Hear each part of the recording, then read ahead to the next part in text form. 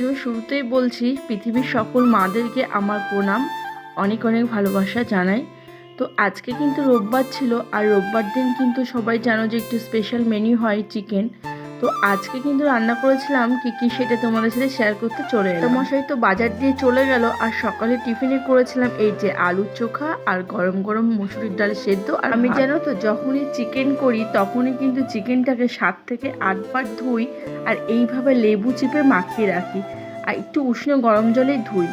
আর তারপরে কিন্তু সমস্ত কিছু মাংস করব কি সেই সমস্ত উপকরণগুলো কেটে নিলাম, নিয়ে আলুগুলোকে ধুয়ে লাল লাল করে ভেজে নিলাম। আলু ভাজার পরে কিন্তু ঝিরঝির করে যে পেঁয়াজ কেটেছিলাম সেগুলো কিন্তু খুব লাল লাল করে ভেজে তার ভেতরে সমস্ত মশলা দিয়ে ভালো করে কষিয়ে যখন মশলা থেকে তেল ছেড়ে ঠিক এইভাবে এলো তখনই কিন্তু চিকেনগুলোকে দিয়ে দিলাম। এদিন যে বাড়ি গেছিলাম দিদার হাতে চিকেন খেয়ে আমার ছেলেদের এত ভালো লেগেছিল, বললো ঠিক ওইভাবেই রান্না করো। চেষ্টা করলাম ওইভাবেই রান্না করার। আমি কিন্তু অন্যদিন চিকেনকে ভেজে নিই, আর এইভাবে কিন্তু রান্না করে নিয়েছিলাম, আজকে আর ভাজিনি।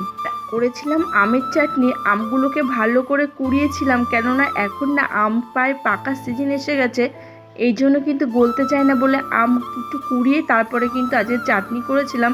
আর তোমরা যারা যারা আমের চাটনিতে লেবু খাওনি দিয়ে দেখো, খুব সুন্দর টেস্ট আসে। আর জানো তো ফাইনালি আমার চিকেনের কালার এসেছিলো লাস্টে এরকমই। আর যখন দোকানে গেলাম, আজকে বিকেলে আবার একটু দোকানে গেছিলাম, তখন এই ভিডিওটা দোকানে বসে এডিটিং করছিলাম, তাই কিন্তু একটু ভিডিও করে নিয়েছিলাম নিজের জন্য।